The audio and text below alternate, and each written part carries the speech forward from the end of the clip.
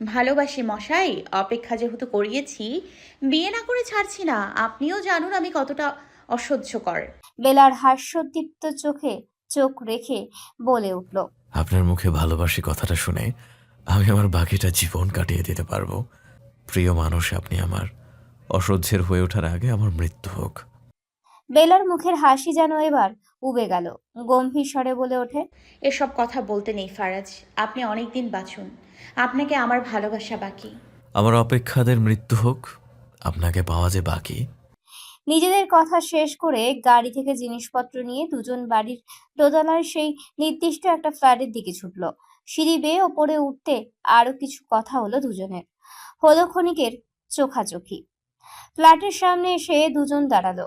Faraz calling bell টিপতে যাবে, বেলা তাকে থামিয়ে দিল। ফোনটা বের করে আমার মানুষ নামে সেভ করা নম্বরটিতে কল লাগালো। রিং হতেই ওপাশ থেকে কল রিসিভ হলো। ওপাশ থেকে কিছু বলার আগেই বেলা বলে উঠল, একটু দরজা খুলবেন? পেটে কারোর হাতের স্পর্শ পেয়ে চোখ খুলল নীরা।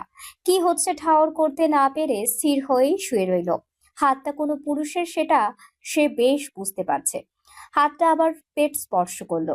আলতো ছোঁয়া দিতে দিতে কাঁধের কাছে কারো ভারী নিঃশ্বাস টের পেতেই এক ঝটকারে উঠে বসলো। পাশের লোকটি অন্ধকারে নীরাকে টেনে নিজের কাছে নিতে চাইলে নীরা নিজেকে ছাড়িয়ে নিয়ে দৌড়ে গিয়ে রুমের লাইটটা অন করলো। পরিচিত মুখটা দেখে কান্না পেয়ে যায় তার। অস্ফুট স্বরে বলল, আপনি আপনি এমন নোংরা কাজ কিভাবে করছিলেন? বুক কাঁপলো না আপনার?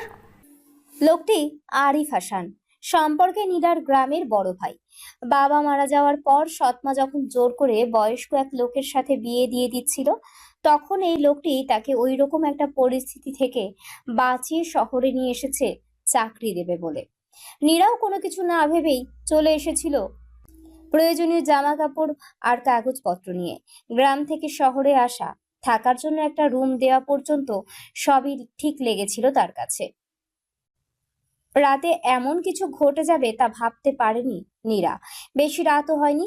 গ্রামের সন্ধ্যা পরেই রাতের খাওয়া শেষ করে ঘুমিয়ে পড়ে সবাই। মীরাও সেই অভ্যেস মোতাবেক তাড়াতাড়ি কিছু খেয়ে ঘুমিয়ে পড়েছিল।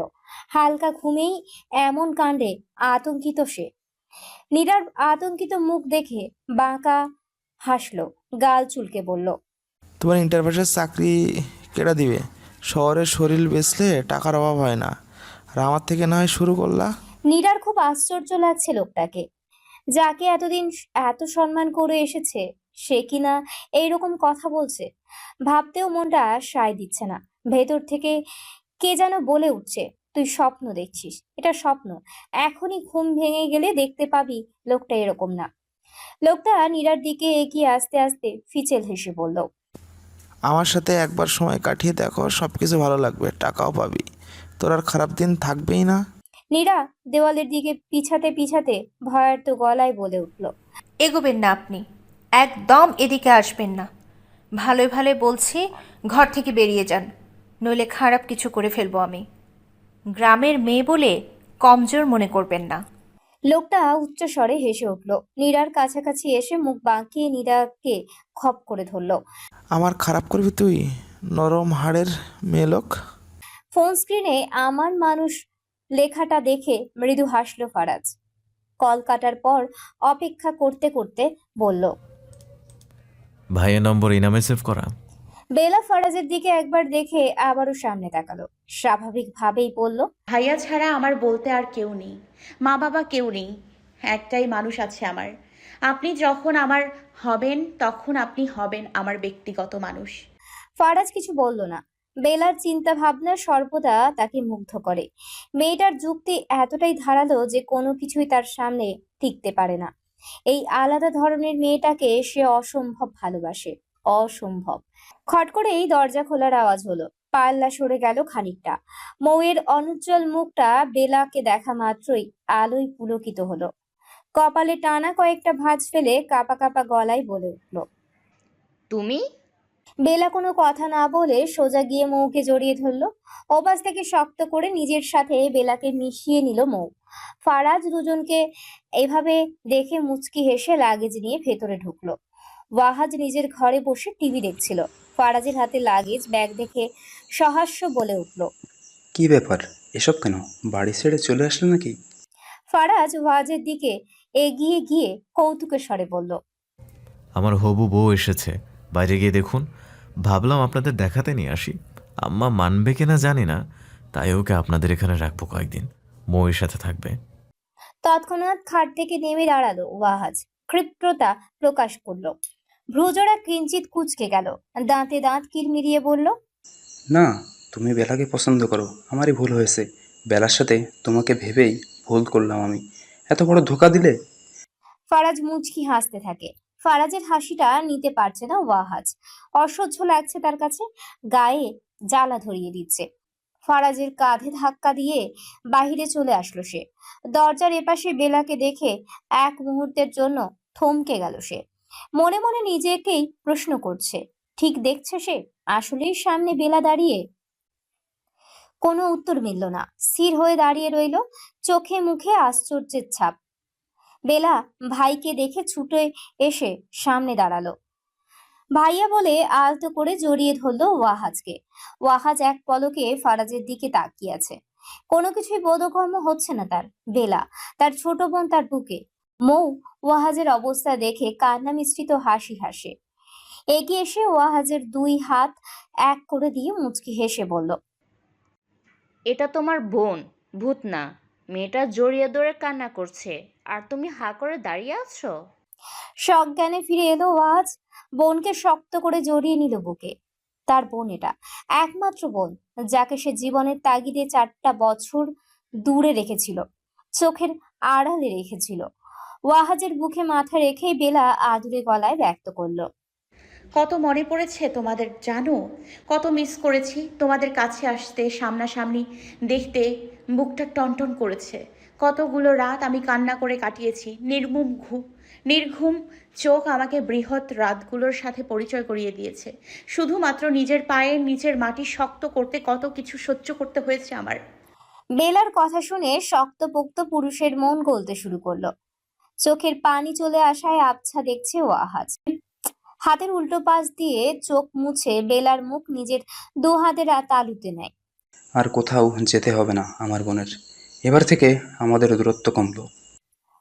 দুই ভাই বোনের অনেক কথা চলতে থাকলো। মৌ গিয়ে রাতের রান্নার জন্য বেলার পছন্দের রান্না করতেও রান্নাঘরে চলে গেল। মৌকে রান্নাঘরে যেতে দেখে বেলা সেখান থেকে মৌকে নিয়ে সোজা নিজেদের আড্ডায় নিয়ে বসিয়ে দিল। গম্ভীর মুখে শুধালো, তুমি এখন কান্না করতে যাচ্ছিলে কেন? তুমি এখন রান্না করতে যাচ্ছিলে কেন? আজ কোনো রান্না বান্না করতে হবে না। তোমার ভাইয়ের অনেক টাকা, এত টাকা দিয়ে কি করবে? ওনাকে বলো খাবার অর্ডার দিতে। কতদিন ঠিকমতো বাঙালি খাবার খাই না। ফারাজ পাশ থেকে মুখ গোমড়া করে বলে উঠল, আমার বউ বাচ্চার জন্য জমাচ্ছি, তার থেকে মিসকিনকে একটু খাওয়ালে কিছু হবে না? মৌ, তোর ননদকে বলে দে আমি খাবার অর্ডার দিছি। বেলা হাতের ফোনটা নামিয়ে রেখে ফারাজের দিকে অগ্নি দৃষ্টিতে তাকালো। আমি মিসকিন? বউ পাবেন না বলে দিলাম। ওয়াহাজ ভাইয়ের বোনকে পেলেই হবে।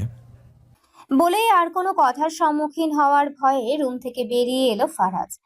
বেলার কথা মেনে নিয়ে ফারাজও কয়েক ধরনের খাবার অর্ডার করলো। কিছু সময়ের মধ্যে খাবারগুলো চলে এলো। ঘন্টা খানেকের মধ্যে সবাই মিলে খাওয়া দাওয়া শেষ করে ফারাজ বাসার ফেরার উদ্দেশ্যে বাহিরে দিকে আসে। বেলা ফারাজের পিছু পিছু এলো দরজা আটকে দিতে। ফারাজ বেলার উপস্থিতি বুঝতে পেরে পিছনে তাকিয়ে মৃদু হাসে। থাকুন, আসি তবে। থানার ঘটনাগুলো কাউকে বলার প্রয়োজন নেই। বেলা সম্মতি সূচক মাথা নাড়ল। সাবধানে যাবেন। কথোপকথন শেষ করে ফারাজ সিঁড়ি বেয়ে নিচে নেমে আসলো। গাড়িটা নিয়ে বাড়ির উদ্দেশ্যে বেরিয়েও পড়লো। এক মনে গাড়ি চালাচ্ছিল সে। হঠাৎ গাড়ির সামনে কিছু একটার উপস্থিতি বুঝতে পেরে চোখেতে ব্রেক কষলো। সাথে সাথে বাইরে থেকে মেয়েলি কণ্ঠের চিৎকার ভেসে এলো। ও বাবা গো! বলেই চিৎকার দিয়ে কেউ যেন রাস্তায় ধপ করে বসে পড়ল। ফারাজের গাড়ির সামনে কারো চিৎকার শুনতেই গাড়ি থেকে নেমে দৌড়ে সেদিকে এগিয়ে গেল। রাস্তায় পা ধরে বসে থাকা মেয়েটাকে দেখে শুকনো ঢোক গিলে নিল। কাঁপা কাঁপা গলায় বলল, আপনি ঠিক আছেন? মেয়েটা ব্যথায় কুঁকড়ে উঠল। এদিকে ওদিকে তাকিয়ে ব্যথায় নিজেকে সঁপে না দিয়ে ঝটপট উঠে দাঁড়ালো। হন্তদন্ত চোখে ফারাজের দিকে তাকালো সে। ব্যস্ত গলায় বলে উঠল, আপনার কোনো দোষ নেই, ঘাবড়াবেন না। আমি আসলে তাড়াহুড়ো করে ওপাশে যাচ্ছিলাম। ফারাজ চকিতে বলে উঠল, আপনি আসলেই ঠিক আছেন? আপনার পা দিয়ে রক্ত বেরোচ্ছে। চলুন আপনাকে হাসপাতালে নিয়ে যাই। চমকে উঠল মেয়েটা। তৎক্ষণাৎ দাঁড়িয়ে নিজের ব্যাগটা হাতে নিয়ে বলে উঠল, হাসপাতাল? না না, ওখানে যেতে হবে না আমার, আমি ঠিক আছি। আপনার নাম? আপনি কি কোনো বিপদে আছেন? বলতে পারেন চাইলে। আ আ আমি নীরা। বলেই থামলো কিছুক্ষণের জন্য।